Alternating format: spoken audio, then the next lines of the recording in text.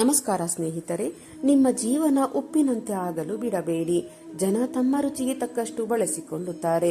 ಮನುಷ್ಯನು ದುರಾಸೆ ಮತ್ತು ಆಸೆಗಳ ಭಾರವನ್ನು ಬಿಟ್ಟಾಗ ಮಾತ್ರ ಆತನ ಮನಸ್ಸಿಗೆ ಶಾಂತಿ ಸಿಗುತ್ತದೆ. ನೀವು ತುಂಬಾ ಮುಖ್ಯವಾಗಿದ್ದರೆ ನೀವು ಕಳೆದುಕೊಳ್ಳುವ ಮೊದಲ ವಿಷಯವೆಂದರೆ ಗೌರವ. ಮನಸ್ಸೇ ಕುರುಕ್ಷೇತ್ರ, ದುರ್ಗುಣಗಳೇ ಕೌರವರು, ಸದ್ಗುಣಗಳೇ ಪಾಂಡವರು. ಇವರೀರ್ವರ ಯುದ್ಧ ನಿರಂತರ. ಪರಮಾತ್ಮನ ಜ್ಞಾನದಿಂದ ಮತ್ತು ಅವನ ಸವಿನೆನಪಿನಿಂದ ಅಸುರಿ ಗುಣಗಳನ್ನು ಜಯಿಸುವುದೇ ಮಹಾವಿಜಯ. ನಮ್ಮ ಶಕ್ತಿಯ ಬಗ್ಗೆ ನಮಗೆ ನಂಬಿಕೆ ಇದ್ದರೆ ಯಾವುದು ಅಸಾಧ್ಯವಲ್ಲ. ಯಾವುದು ಸಾಧ್ಯವೋ ಅದನ್ನು ಮಾಡಲು ನಿಮಗೆ ಶಕ್ತಿ ಬೇಕು. ಯಾವುದು ಅಸಾಧ್ಯವೋ ಅದನ್ನು ಮಾಡಲು ನಮಗೆ ನಂಬಿಕೆ, ವಿಶ್ವಾಸ ಬೇಕು. ಇಂದು ಮಾತ್ರ ಬದುಕಿರುವಂತೆ ಕರ್ತವ್ಯ ನಿರ್ವಹಿಸಿ ಫಲವನ್ನು ದೇವರಿಗೆ ಬಿಟ್ಟು ಬಿಡಿ. ಆಗ ಜಗತ್ತಿನ ಯಾವ ಶಕ್ತಿಯು ನಿಮ್ಮನ್ನು ಮುಟ್ಟುವುದಿಲ್ಲ. ನಾಶ ಮಾಡುವ ಕೆಲಸದಲ್ಲಿ ನಿಷ್ಠೆ, ಪ್ರಾಮಾಣಿಕತೆ, ಸತ್ಯತೆ ಇದ್ದರೆ ಫಲ ನೀಡುವ ದೇವರು ಯಾವ ಸಂದರ್ಭದಲ್ಲಿಯಾದರೂ ನಮ್ಮನ್ನು ಕಾಪಾಡುತ್ತಾನೆ. ನೀವು ಎಷ್ಟೇ ಒಳ್ಳೆಯ ಕಾರ್ಯಗಳನ್ನು ಮಾಡಿದರೂ ಅದರ ಆಯುಷ್ಯ ನೀವು ಒಂದು ತಪ್ಪು ಮಾಡುವವರೆಗೆ ಮಾತ್ರ ಇರುತ್ತದೆ. ಬೇವು ಬಿತ್ತಿ ಮಾವು ಬೆಳೆಯಲು ಆಗದು ಎಂದಾದ ಮೇಲೆ ಕೆಡುಕನ್ನು ಬಯಸಿ ಒಳ್ಳೆಯದನ್ನು ಪಡೆಯಲಾಗದು. ಹೊಡೆತದ ನೋವನ್ನು ಸಹಿಸಿಕೊಳ್ಳುವ ಶಕ್ತಿ ನೀಡಿರುವ ಭಗವಂತ ಸಮಯ ಬಂದಾಗ ತಿರುಗಿಸಿ ಹೊಡೆಯುವ ತಾಕತ್ತನ್ನು ನೀಡಿರುತ್ತಾನೆ. ಯಶಸ್ವಿ ಜೀವನವನ್ನು ನಡೆಸಬೇಕೆಂದರೆ ಎಲ್ಲಿ ತಪ್ಪು ಮಾಡುತ್ತೇವೆ ಎಂಬ ಭಯವನ್ನು ಮೊದಲು ಬಿಡಬೇಕು. ವೈರಿಗಳಿಂದ ಭಯವಾಗುವುದಿಲ್ಲ, ಯಾಕೆಂದರೆ ಅವರು ಎದುರಿನಿಂದ ದಾಳಿ ಮಾಡುತ್ತಾರೆ. ಆದರೆ ನಮ್ಮವರು ಎಂದುಕೊಂಡವರೇ ಹಿಂದಿನಿಂದ ಚೂರಿ ಹಾಕುವುದು. ಹಣದಿಂದ ಬರುವ ಗೌರವ ದೀಪದ ಬೆಳಕಿನಂತೆ, ದೀಪದ ಎಣ್ಣೆ ಇರುವವರೆಗೆ ಮಾತ್ರ. ಒಳ್ಳೆಯತನಕ್ಕೆ ಇರುವ ಗೌರವ ಸೂರ್ಯನಂತೆ, ಸೃಷ್ಟಿ ಇರುವವರೆಗೆ ಬೆಳಗುತ್ತದೆ. ಮೂರ್ಖರ ಸಂತೆಯಲ್ಲಿ ಮೌನವಾಗಿರಬೇಕು, ಬುದ್ಧಿವಂತರ ಸಂತೆಯಲ್ಲಿ ಬುದ್ಧನಂತಿರಬೇಕು. ಸಂಬಂಧಿಕರ ಜೊತೆ ಸಂಸ್ಕಾರದಿಂದ ಇರಬೇಕು. ಹೀಗೆ ಮಿಂಚಿ ಒಂದು ದಿನ ಮರೆಯಾಗಿ ಬಿಡಬೇಕು. ಆ ಮಿಂಚನ್ನು ಪ್ರಪಂಚವೇ ಬೆರಗಾಗಿ ನೋಡಬೇಕು. ಭಗವಂತನು ವರವನ್ನಾಗಲಿ ಶಾಪವನ್ನಾಗಲಿ ಕೊಡುವುದಿಲ್ಲ, ಆದರೆ ಅವಕಾಶಗಳನ್ನು ಮಾತ್ರ ಕೊಡುತ್ತಾನೆ. ಅವುಗಳನ್ನು ವರವನ್ನಾಗಿ ಅಥವಾ ಶಾಪವನ್ನಾಗಿ ಮಾಡಿಕೊಳ್ಳುವುದು ನಮ್ಮ ಕೈಯಲ್ಲಿರುತ್ತದೆ. ಬಯಸದೆ ಬರುವ ನೋವು ನಿಮ್ಮ ದಿಕ್ಕಿನಲ್ಲಿ ದಿಕ್ಕನ್ನೇ ಬದಲಾಯಿಸಿ ಬಿಡುತ್ತದೆ. ಕಟುಕರಿಗೆ ಕನಿಕರ ತೋರಿಸಬಾರದು, ಅಯೋಗ್ಯರಿಗೆ ಸಹಾಯ ಮಾಡಬಾರದು, ಸಹಾಯ ಮಾಡಿದವರನ್ನು ಎಂದಿಗೂ ಮರೆಯಬಾರದು, ನಮಗೆ ಬೆಲೆ ಕೊಡದವರ ಸನಿಹ ಇರಬಾರದು. ಮಾತು ತಪ್ಪಿದವರನ್ನು ಮತ್ತೆ ನಂಬಬಾರದು, ಇತರರ ತಪ್ಪನ್ನು ಹುಡುಕಲು ಹೋಗಬಾರದು. ಪರದೋಷಣೆ, ಪರಹಿಂಸೆಗಳಲ್ಲಿ ತೊಡಗಬೇಡಿ. ಯಾರ ವಿಷಯದಲ್ಲೂ ಅಪಪ್ರಚಾರ ಮಾಡಬೇಡಿ. ಯಾರನ್ನು ಕುರಿತು ಹೊಟ್ಟೆಕಿಚ್ಚು ಪಡಬೇಡಿ. ಸದಾ ಪ್ರಸನ್ನ ಚಿತ್ತದಿಂದಿರಲು, ಮಧುರವಾಗಿ ಮಾತನಾಡಲು ಪ್ರಯತ್ನಿಸಿ. ನಿಮ್ಮ ಸಂಭಾಷಣೆಯಲ್ಲಿ ದೈವಶ್ರದ್ಧೆ, ವಿನಯ ತುಂಬಿರಲಿ. ಕಠಿಣವಾಗಿರುವ ಕಬ್ಬಿಣವನ್ನು ಬೆಂಕಿ ಕರಗಿಸುತ್ತದೆ. ಹಾಗೆಯೇ ಭಗವಂತನ ಶಕ್ತಿ ಬೆಂಕಿಗಿಂತಲೂ ತೀಕ್ಷ್ಣವಾದದ್ದು. ಅದು ಜನ್ಮ ಜನ್ಮಾಂತರದ ಪಾಪವನ್ನು ಕರಗಿಸಿ ಬಿಡುತ್ತದೆ. ಈ ಜಗತ್ತು ಅವಶ್ಯಕತೆಗಳ ಮೇಲೆ ನಡೆಯುತ್ತದೆ. ಚಳಿಗಾಲದಲ್ಲಿ ಸೂರ್ಯನನ್ನು ಪ್ರೀತಿಯಿಂದ ಸ್ವೀಕಾರ ಮಾಡುವ ಜನರು ಬೇಸಿಗೆ ಕಾಲದಲ್ಲಿ ಅದೇ ಸೂರ್ಯನನ್ನು ತಿರಸ್ಕಾರ ಮಾಡುತ್ತಾರೆ. ನಿಮ್ಮ ಕೈಯಲ್ಲಾದ ಸೇವೆ ಎಲ್ಲರಿಗೂ ಮಾಡಿ, ಆದರೆ ಪ್ರತಿಫಲ ಯಾರಲ್ಲಿಯೂ ಬಯಸಬೇಡಿ. ಯಾಕೆಂದರೆ ಸೇವೆಯ ಪ್ರತಿಫಲ ನೀಡುವುದು ಭಗವಂತ, ಮನುಷ್ಯನಲ್ಲ. ಅಸಹಾಯಕ ಎಂದು ತಿಳಿದು ಯಾರ ಹೃದಯಕ್ಕೂ ಅತಿಯಾದ ನೋವು ನೀಡಬೇಡಿ. ಪ್ರತಿಯೊಬ್ಬರಲ್ಲಿಯೂ ಪರಮಾತ್ಮನ ವಾಸವಿರುವುದು ಸತ್ಯ, ಆದರೆ ಅಸಹಾಯಕರಲ್ಲಿ ಪರಮಾತ್ಮ ವಿಶೇಷನಾಗಿರುತ್ತಾನೆ. ಒಂದು ವೇಳೆ ಅವರಿಗೆ ದುಃಖವಾಗಿ ಮೇಲೆ ಎದ್ದರೆ ನಿಮ್ಮ ಸರ್ವನಾಶ ಖಂಡಿತ. ಯಾವುದು ನಿಮ್ಮ ಭಾಗ್ಯದಲ್ಲಿ ಇದೆಯೋ ಅದು ನಿಮಗೆ ಸಿಕ್ಕೇ ಸಿಗುತ್ತದೆ. ಯಾವುದು ನಿಮ್ಮದಲ್ಲವೋ ಅದು ನೀವು ಎಷ್ಟೇ ಪ್ರಯತ್ನಿಸಿದರೂ ಸಿಗಲಾರದು. ಚಿಂತೆ ಬಿಡಿ, ಬದುಕಿನಲ್ಲಿ ಬರುವುದೆಲ್ಲವನ್ನು ಬಂದಂತೆ ಸ್ವೀಕರಿಸಿ.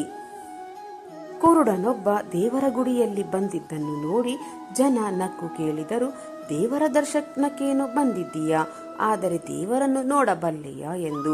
ಕುರುಡನ ಉತ್ತರ ಹೀಗಿತ್ತು, ನಾನು ದೇವರನ್ನು ನೋಡುತ್ತೇನೋ ಇಲ್ಲವೋ, ಆದರೆ ದೇವರು ನನ್ನನ್ನು ಖಂಡಿತ ನೋಡುತ್ತಾನೆ. ಅದೇ ನನ್ನ ಭಾಗ್ಯ. ದುಃಖ ನಮ್ಮನ್ನು ಹಿಂತಿರುಗಿ ನೋಡುವಂತೆ ಮಾಡುತ್ತದೆ, ಆತಂಕ ಸುತ್ತ ನೋಡುವಂತೆ ಮಾಡುತ್ತದೆ, ಆದರೆ ಭರವಸೆ ಮಾತ್ರ ಯಾವಾಗಲೂ ಮುಂದೆ ನೋಡುವಂತೆ ಮಾಡುತ್ತದೆ. ಸಮಯ ನಮ್ಮನ್ನು ಎಷ್ಟು ಕಾಡಿಸುತ್ತೆ ಅಷ್ಟೇ ಉತ್ತಮ ಫಲವನ್ನು ಕೊಡುತ್ತದೆ. ನಿಮ್ಮ ಅವನತಿಗೆ ಮತ್ತು ಉದ್ಧಾರಕ್ಕೆ ನಿಮ್ಮ ಮನಸ್ಸೇ ಕಾರಣ. ನಿಮ್ಮ ಮನಸ್ಸಿಗೆ ನೀವು ಮಾಲೀಕನಾದರೆ ಉದ್ಧಾರ ಆಗುವಿರಿ ಮತ್ತು ಉದ್ಧಾರಕ್ಕೆ ನಿಮ್ಮ ಮನಸ್ಸೇ ಕಾರಣ. ನಿಮ್ಮ ಮನಸ್ಸಿಗೆ ನೀವು ಮಾಲೀಕನಾದರೆ ಉದ್ಧಾರ ಆಗುವಿರಿ ಮತ್ತು ನಿಮ್ಮ ಮನಸ್ಸಿಗೆ ನೀವು ದಾಸನಾದರೆ ಅವನತಿ ಹೊಂದುವಿರಿ. ನಮ್ಮ ಬದುಕಿನಲ್ಲಿ ನಾನಾ ಸಮಸ್ಯೆಗಳನ್ನು ತಲೆಯ ಮೇಲೆ ಹೊತ್ತುಕೊಂಡರೆ ಅದು ಹೊರೆಯಾಗಿ ನಮ್ಮ ಬದುಕನ್ನು ಅಲ್ಲೋಲ ಕಲ್ಲೋಲಗೊಳಿಸಬಹುದು. ಆದ್ದರಿಂದ ಆದಷ್ಟು ನಮ್ಮ ಸಮಸ್ಯೆಗಳನ್ನು ಕಾಲಡಿಕೆರವಿ ತಲೆಯೊಳಗಿನ ಹೊರೆಯನ್ನಿಳಿಸಬೇಕು. ಕಾಮನ ಬಿಲ್ಲು ಒಂದೇ ಸಮನೆ 7 ಬಣ್ಣವನ್ನು ತೋರಿಸುತ್ತದೆ. ಆದರೆ ಮಾನವನು ತನ್ನ ಅವಶ್ಯಕತೆಗನುಸಾರವಾಗಿ ಸಮಯಕ್ಕೊಂದು ಬಣ್ಣವನ್ನು ಬದಲಾಯಿಸುವನು. ನಾವು ಕೇವಲ ಆಶಾವಾದದ ಪರಿಕಲ್ಪನೆಯನ್ನು ಇಟ್ಟುಕೊಂಡು ಪರಿಪೂರ್ಣತೆಯನ್ನು ಸಾಧಿಸಲು ಸಾಧ್ಯವಿಲ್ಲ. ಸಂಪೂರ್ಣವಾಗಿ ನಾವು ಬದುಕಿನಲ್ಲಿ ಪರಿಪೂರ್ಣತೆ ಸಾಧಿಸಲು ವೈರಾಗ್ಯದ ಮನೋಭಾವವನ್ನೊಳಗೊಂಡ ಆಧ್ಯಾತ್ಮದ ಚಿಂತನೆಗಳು ಅತ್ಯಗತ್ಯ. ಮುಂದೆ ಮುತ್ತಿನಂತೆ ಮಾತನಾಡಿ ಹಿಂದೆ ಬೆಂಕಿ ಹಚ್ಚುವ ಜನರ ಬಗ್ಗೆ ತಲೆಕೆಡಿಸಿಕೊಳ್ಳಬೇಡಿ. ನಂಬಿಕೆ ಇಲ್ಲವಾದರೆ ಸಂಬಂಧಗಳು ಉಳಿಯುವುದಿಲ್ಲ. ಆತುರದ ನಿರ್ಧಾರ ಬದುಕನ್ನು ಬೆಂಕಿಗೆ ತಳ್ಳುತ್ತದೆ. ಅರಿತು ಮಾಡುವ ನಿರ್ಧಾರ ಬದುಕಿಗೆ ಬೆಳಕನ್ನು ತೋರಿಸುತ್ತದೆ.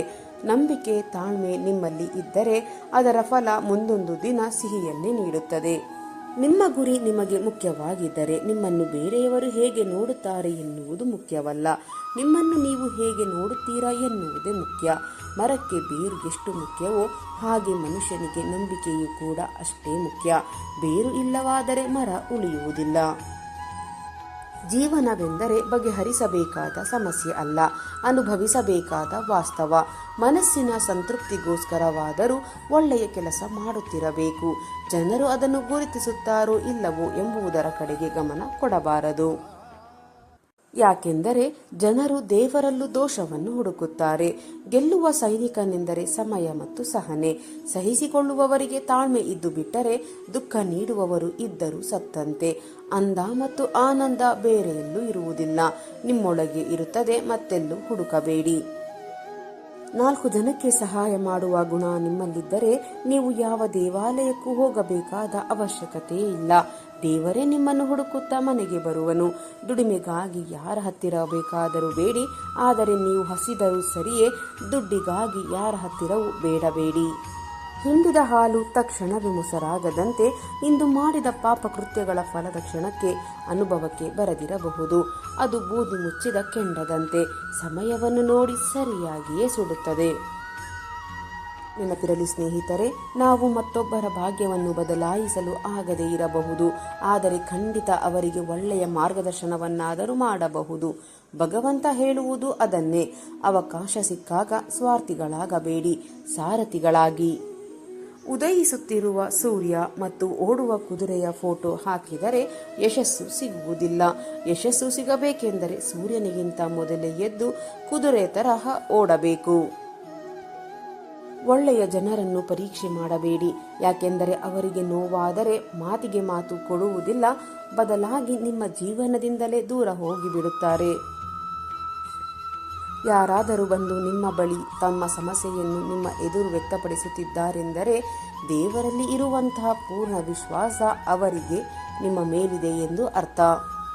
ಅವಿಶ್ವಾಸಕ್ಕೆ ಸೂಕ್ತ ಮೌಲ್ಯ ಕೊಡಿ. ಸತ್ಯದ ದಾರಿಯಲ್ಲಿಯೇ ಹೋಗಿ. ನೀವು ನಡೆಯುವಾಗ ಪಾತಾಳಕ್ಕೆ ಬಿದ್ದರೂ ಮೇಲೆತ್ತಲು ಆ ಭಗವಂತ ಖಂಡಿತ ಬಂದೇ ಬರುತ್ತಾನೆ. ಸ್ನೇಹಿತರೆ, ಇಂದಿನ ಈ ನನ್ನ ವಿಡಿಯೋ ನಿಮ್ಮ ಮನಸ್ಸಿಗೆ ಸ್ವಲ್ಪವಾದರೂ ಪ್ರೇರಣೆ ನೀಡಿದರೆ ವಿಡಿಯೋಗೆ ಒಂದು ಲೈಕ್ ಮಾಡಿ, ಶೇರ್ ಮಾಡಿ. ನಿಮ್ಮ ಅಭಿಪ್ರಾಯವನ್ನು ಕಮೆಂಟ್ ಬಾಕ್ಸ್ನಲ್ಲಿ ಹಂಚಿಕೊಳ್ಳಿ. ನನ್ನ ಪ್ರಯತ್ನ ನಿಮಗೆ ಇಷ್ಟವಾಗಿದ್ದರೆ ದಯವಿಟ್ಟು ಈಗಲೇ ನನ್ನ ಚಾನಲನ್ನು ಸಬ್ಸ್ಕ್ರೈಬ್ ಮಾಡಿಕೊಳ್ಳಿ. ಮತ್ತೆ ಮುಂದಿನ ವಿಡಿಯೋದಲ್ಲಿ ಇದೇ ರೀತಿಯ ಹೊಸ ಮೋಟಿವೇಶನಲ್ ಮಾಹಿತಿಯೊಂದಿಗೆ ಭೇಟಿಯಾಗೋಣ. ಅಲ್ಲಿಯವರೆಗೆ ಸಕಾರಾತ್ಮಕವಾಗಿ ಯೋಚಿಸಿ ಸಂತೋಷವಾಗಿ ಬಾಳಿರಿ. ಧನ್ಯವಾದಗಳು.